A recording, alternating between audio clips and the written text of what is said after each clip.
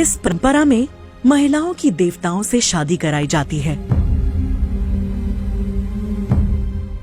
फिर पुरोहित और ऊंची जाति के लोग उनसे संबंध बनाते हैं। इनके बच्चों के पिता का नाम नहीं होता। मजबूरन ये वेश्यावृत्ति और भीख मांगकर जिंदगी जीती हैं। देखिए दैनिक भास्कर की खास सीरीज पंथ में।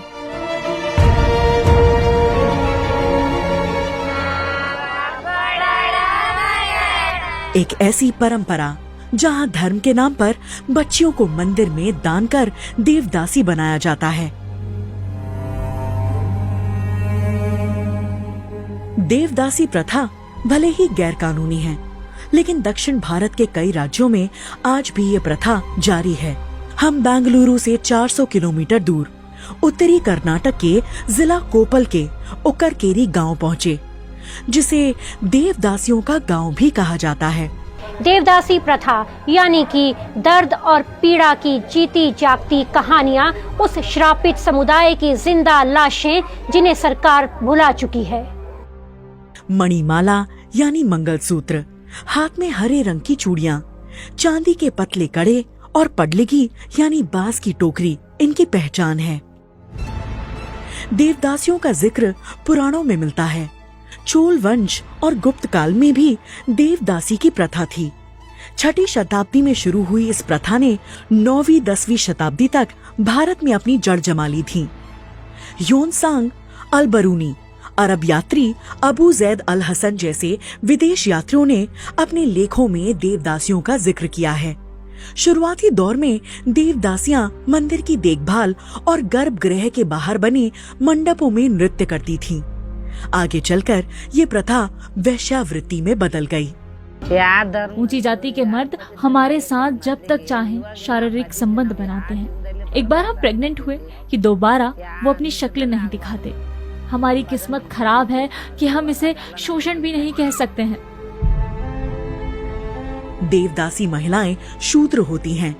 ऊंची जाति के लोग संकट आने का डर बताकर दलित परिवार की लड़कियों को देवदासी बनाते रहे हैं। मैं और मेरी बेटी दोनों ही देवदासी हैं। इसकी दिमागी हालत ठीक नहीं है। इसके साथ कौन रहेगा? इसलिए मेरी बेटी देवदासी बना दी गई। कम से कम भीख मांगकर जिंदगी तो जी सकेगी। देवदासियों के बच्चों को पिता का नाम नहीं मिलता।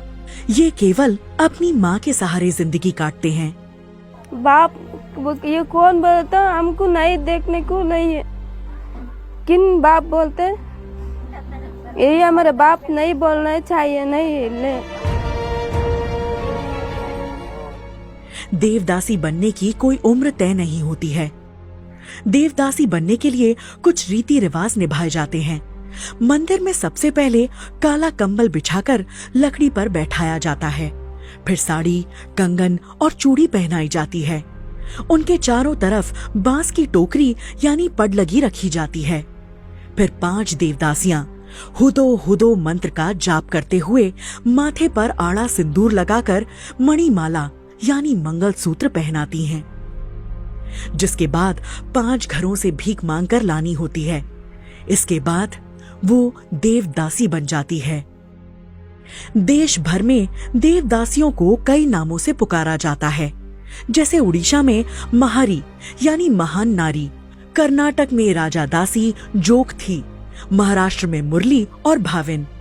वहीं स्थानीय देवियां यल्लमा, होलगेमा और होसुरमा के नाम पर दलित महिलाओं को देवदासी बनाया जाता है।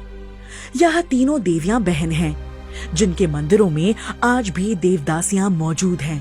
तो इनका कहना है बसम्मा का कि ये अभी 3 साल पहले देवदासी बनी है। तो बसम्मा की जो बात है वो सरकार के दावों की पूरी तरह से पोल खोल रही है। कर्नाटक सरकार ने 1982 में इस प्रथा पर रोक लगा दी थी, लेकिन आज भी कर्नाटक में लगभग 70,000 से ज्यादा देवदासियां मौजूद हैं। और सरकार से इनको खाली 1500 रुपया पेंशन मिलती है। आजकल 1500 रुपया में इनके गुजारा चलना बहुत मुश्किल है। और इनका जो लड़के लोग हैं इनको अलग से ही देखते हैं। इनकी बहुत कठिन परिस्थिति में ये जीवन चला रहे हैं। पूर्णिमा की रात देवदासियां देवियों को खुश करने के लिए सालों से मंदिर में पूजा पाठ की रस्में निभाती आ रही हैं। गोद में बच्चे लिए लोगों की खुशियों की दुआएं देती ये देवदासियां खुद के जीवन में खुशियों से दूर हैं।